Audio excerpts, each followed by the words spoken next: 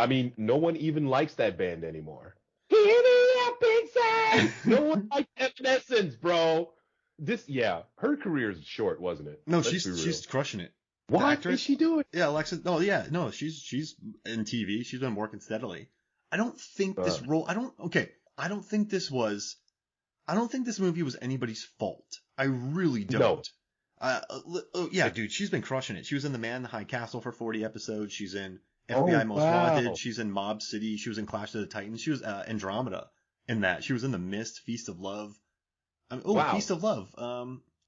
Rhoda Mitchell from Pitch Black was in that as well. So yeah, Rhoda Mitchell. Like, she's been crushing it. She'd only been acting for 2 years before she got that, and then she got a show called Reunion. No, she stays busy.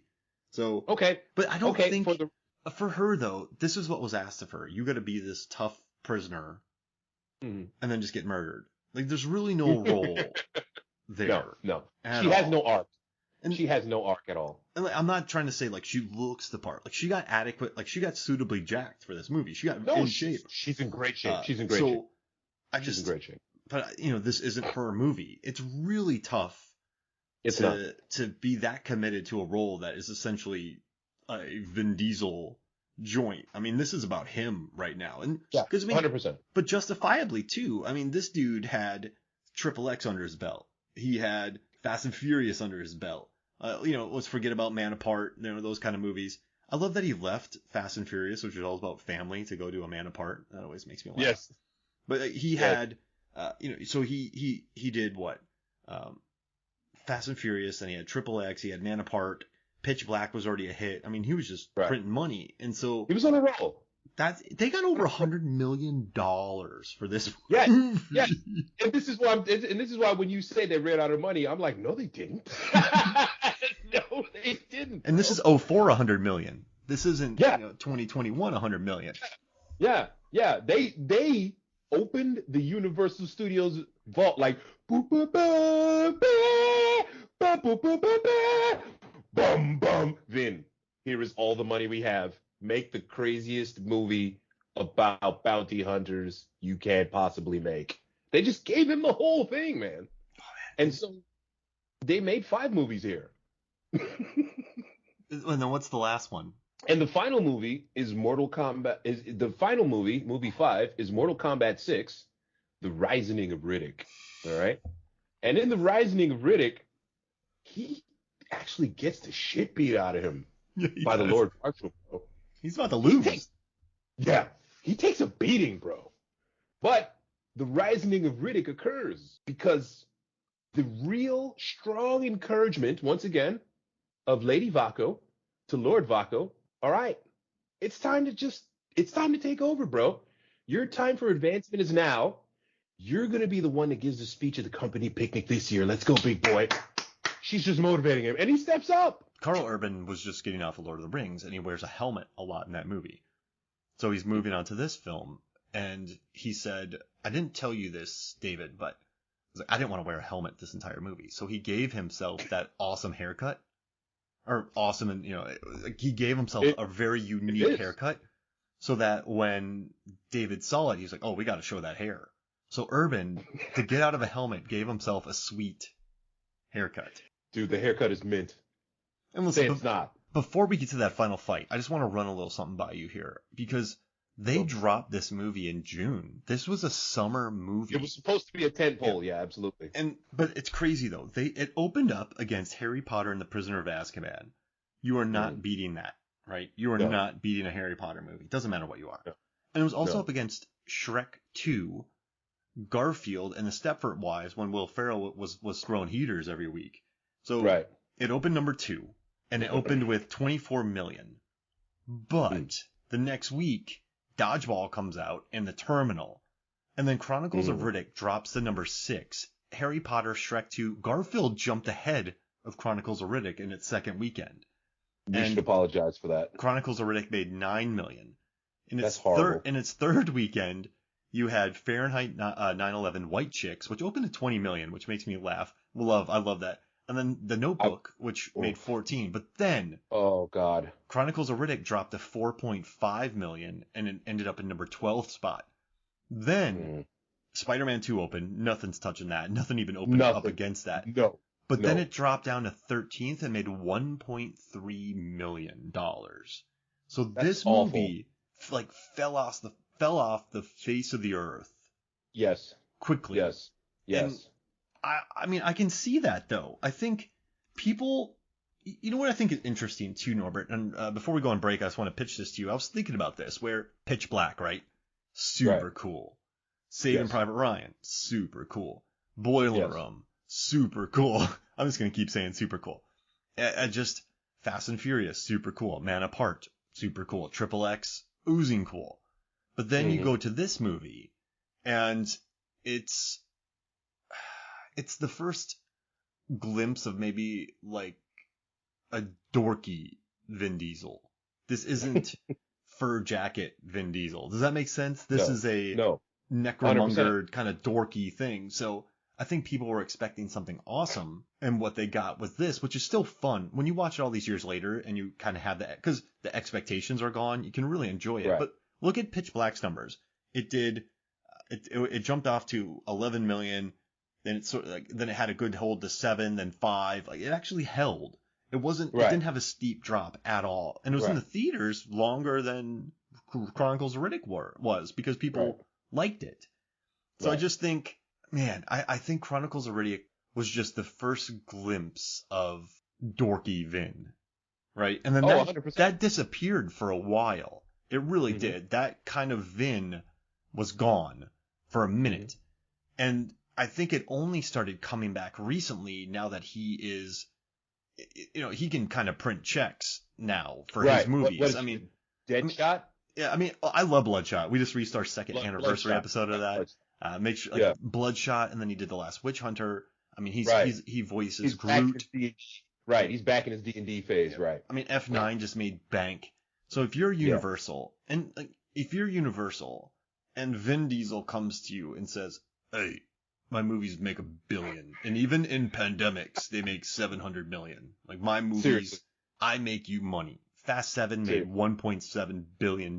Fast 8, $1.1 billion. So give me $40 million, I'm making The Last Witch Hunter. Take it. Okay. If he goes, I want to make Bloodshot, $50 million. Take it. Fine. Yeah. And he didn't even go through Universal for Bloodshot, but I would just be like, go, take it. Right. You want Bloodshot? Take it. What do you want? You want $50 million to make Dungeons and Dragons, the documentary? Take it. Right. Like just, I will give you $50 million a year for whatever movie you want, as long as you make a Fast and Furious movie every other year. That's correct. So I think that's why we're starting to see a little bit more of a dorky Diesel. So he's back in money printing territory, so he can go back to being a dork, if that makes sense. That's a solid theory, bro. It's a solid theory. Because you can see that he really he loves it. There's so much going on in this movie, all right? Mm-hmm. And for what it's worth, this is his own franchise, man.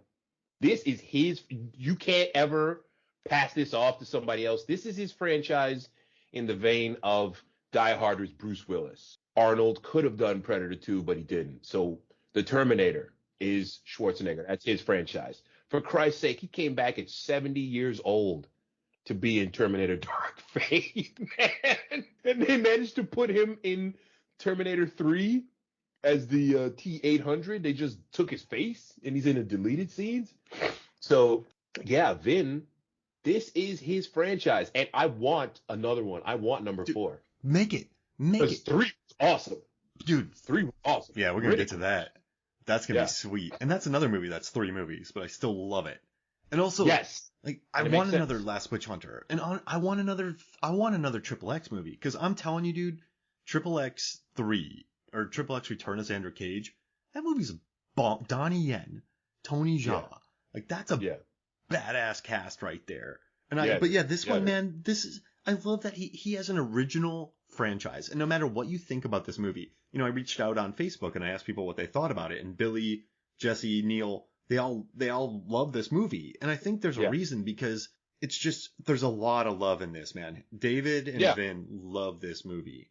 100%. You know what's funny too is Judi Dench. I'm gonna get her Dame Judi Dench. I'm gonna get her name right. Jim Booty Dench. She said she had no idea what was going on, but she loved hanging out with Vin on set, and she loved the sets. So, he got Helen Mirren too for Fast movies. Like, I love Vin. He got Momoa for Fast 10. Dude, he reaches, bro. You know what I hate, man? It's like Dwayne Johnson dropped all that crap on him, but he's out there getting Helen Mirren. He's getting Judi Dench. Yeah. He's getting Jason Momoa, John Cena. He brought in Statham. He brought in Johnson for Fast 5. Like, that's right. He is so smart with Diesel. Like, when he made Last Witch Hunter, I'm gonna get Game of Thrones actors. He just knows. Right. Like, I think he just swings big, and he just brings in. Like, I love him in Bloodshot, right? I know you make fun of that movie, but I love it. But at the end, it's him, Asa Gonzalez, and Lamorne Morris just driving around the Airstream, and they're just gonna go rip it up. That's an awesome cast, man. I'd watch that all day. So I just love I love his flexes in this movie. He's this big dork. So he brought in Carl Urban, who was hot at the time. I mean, Carl Urban was hot. He brought in Judi Dench. This is a $100 million movie, and he's like, I want Judi Dench first. It's like, I need like this. I love it, man. Dude swings big. There's cool costumes in this movie. It's fun to watch. There's a lot of love there. It's just 6 movies. That's its biggest problem. It's not focused at all. No. It's not. And the sad thing is, we bring back Jack, and we bring back the Imam. Right. We bring back the Imam. We bring back Jack. Imam gets to sacrifice himself for his family. Cool. Jack, she brings up some good points, bro. You ditched her. Yep. You ditched her. And that was after you learned about the power of friendship and love, man. Okay? So yeah, she's justifiably bitter, but on the other hand, he's also right. You signed up with Mercs. You know how he hates Mercs, babe. Yeah. What are we doing here? What are we talking about? What are we talking about? But he goes and lives on an ice planet for 5 years. He goes to Hoth, He's riding tauntauns. He's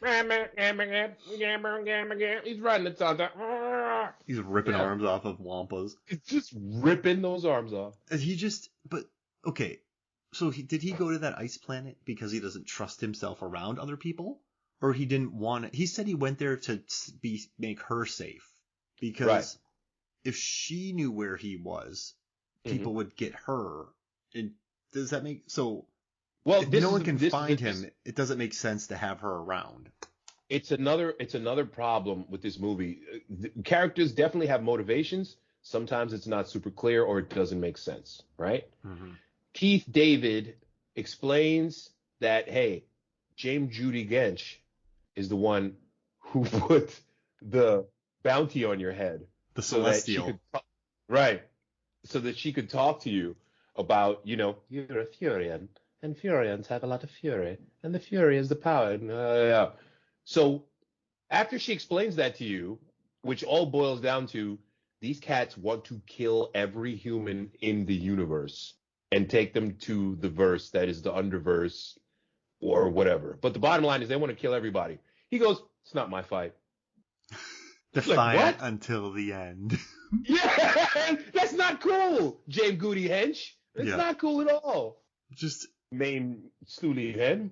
This world will be destroyed. There will be nothing left. I'll be fine. No, you won't be fine. I'll be fine. This world will be a black hole. I'll be alright. And not just the world, bro. They're killing all humans. Everything and so far. Sorry. Yeah, that's right. Yeah, that's right. No, you're fine. I have to go. They're killing all humans, bro. You are a human. Yeah, no. They're wiping out planets with giant 3-headed dildo nukes. It's gonna affect you, bro. They built something that's gonna suck everything in this galaxy into something and wipe it out and turn it into nothing. I'll make it. Like, no. Yeah. You know what I do love though is when Dame Judi Dench, does her opening narration. Now, I really dislike post-apocalyptic or futuristic narration for the most part, because a lot of times it's going, the world is turned to ash, demons are eating my body, the world has become vampires who feast on flesh, then feast on each other, then feast on that flesh, then feast on each other. My entire family was slaughtered by marauders. I hate monotone narration. But when Judi Dench does it, it just sounds